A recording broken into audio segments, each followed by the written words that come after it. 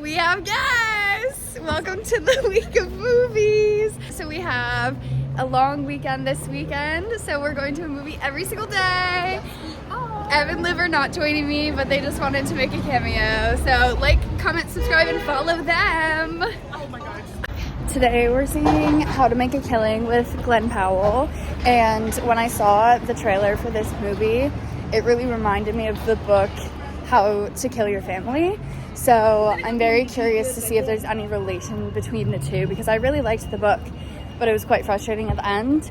So it kind of seems like, spoiler for the book, I guess, that it's from the point of view of the brother or the stepson or whoever who ends up getting all of the inheritance because he does the killing instead. So I'm very curious to see. We'll find out. Okay. 2 out of 10. 2 out of 5.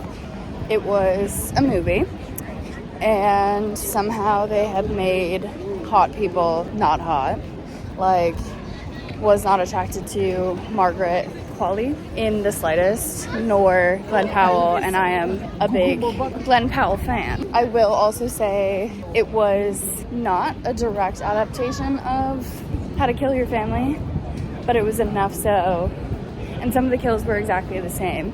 It was enough so that it annoyed me because that's a female author, and I think that was a male director. So I don't know what happened there. It was just like a gender bent situation from the novel. But if you liked that book, I think you might like the movie. Although I don't think the movie was done that well, if I'm honest. Like, the dialogue felt a little cheap, and although some parts were like aesthetically pleasing, it was just overall missing something. So I feel like it was lacking in something overall. Probably could have been done better. 2 out of 5. It was a movie. Okay. For day 2 of the week of movies, we're going to see The Good Boy, which is a psychological thriller about this guy who's like on a night out and then he gets kidnapped by a wealthy family and chained up in their basement. So I think this should be interesting, and it seems more like a class struggle thing than like anything else because everybody in it is like white British, so that would be interesting. Another layer of context and complications if it was any other way. So let's go. Holy shit. I wasn't lying. It was a movie about a British family, but it is a Polish movie. Big ups, Poland. That was a really fucking good movie. There's layers to this shit. But I did say that everybody, like in the main story, is white. However, there is a prominent black female lead, which adds a little bit of nuance at the end. However, the story ends, so we don't know what happens, and I'm not the type of person to be like, oh, and then this happened. Like, the movie ended when it ended. But I would recommend it. I think that's like a 4.5 out of 5 stars. Like, there's not much more I can say without giving it away, but it was just a really fucking good movie. Go watch it. I just know I'm already gonna regret watching this before bed, but tonight's movie is Us, the Jordan Peele movie.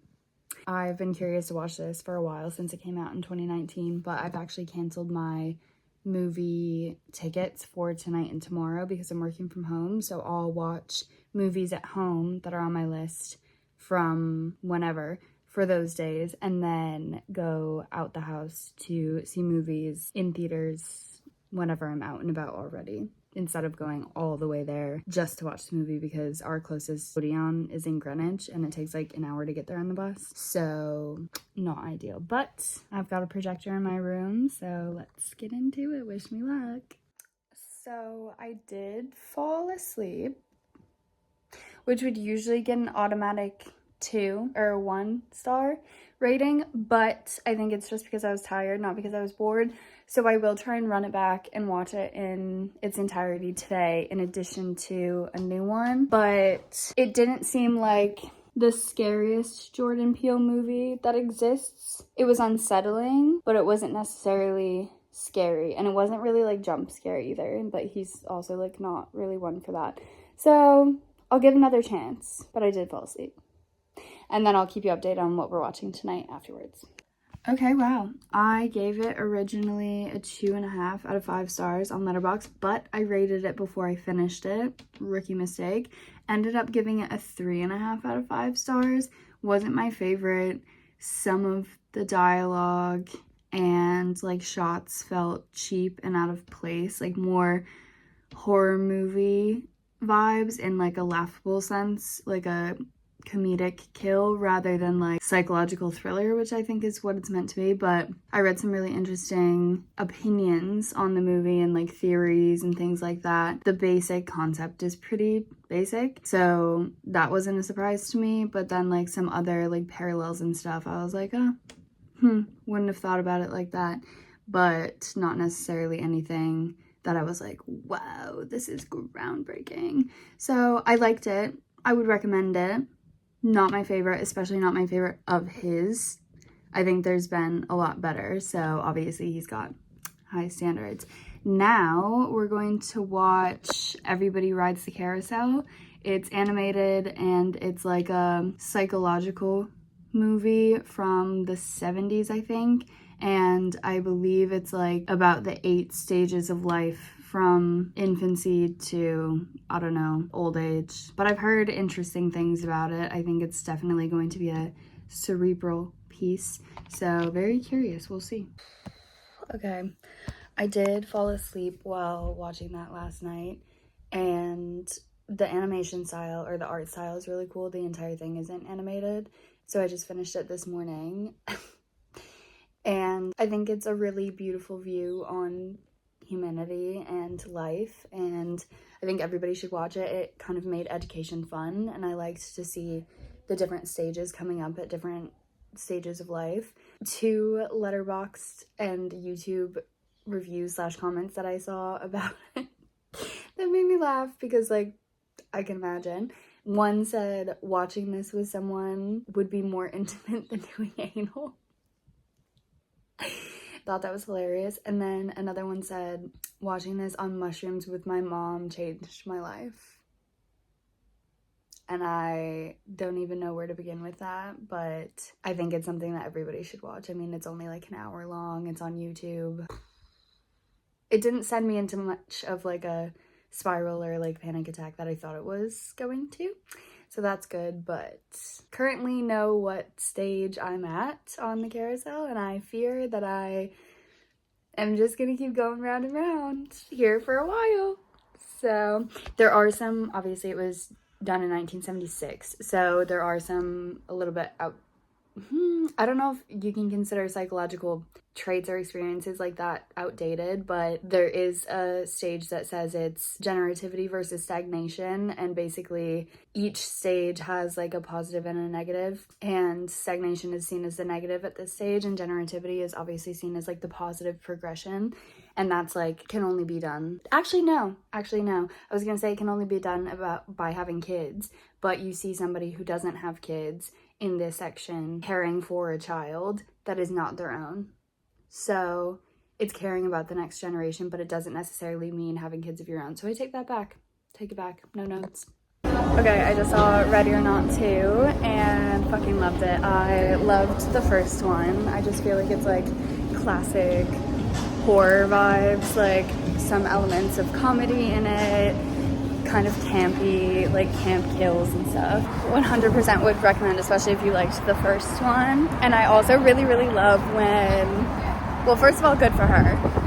I was like clapping when it ended. I also really love when the soundtrack like makes sense with the movie. Well, not necessarily make sense, but when there's like a point in the movie where a certain sound is brought in and it's like a classic song, I think that's something that's always like fun to look forward to.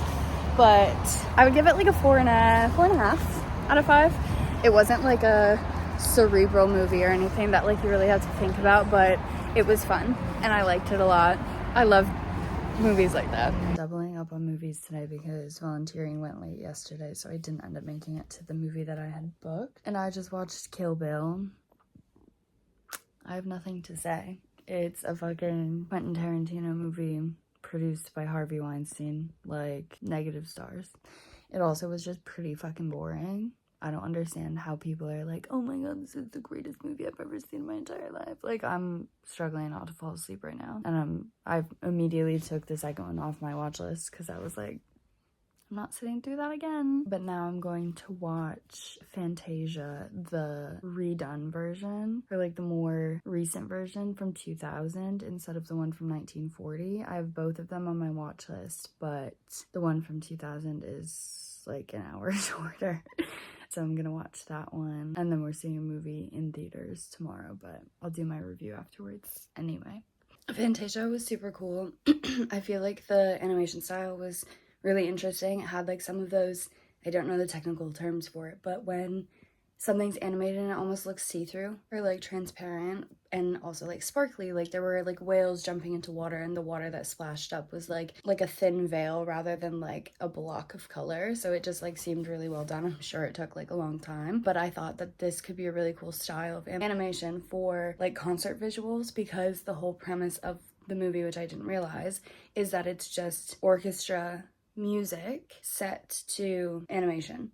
So it's taking pieces that have already existed for however long, and then animators took it and interpreted it into an animated piece.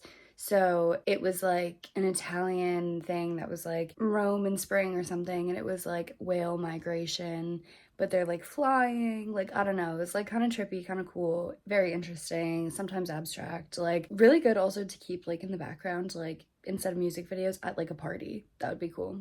I would definitely be like sat watching that. Okay, I just saw Fuse, and that concludes the week of movies.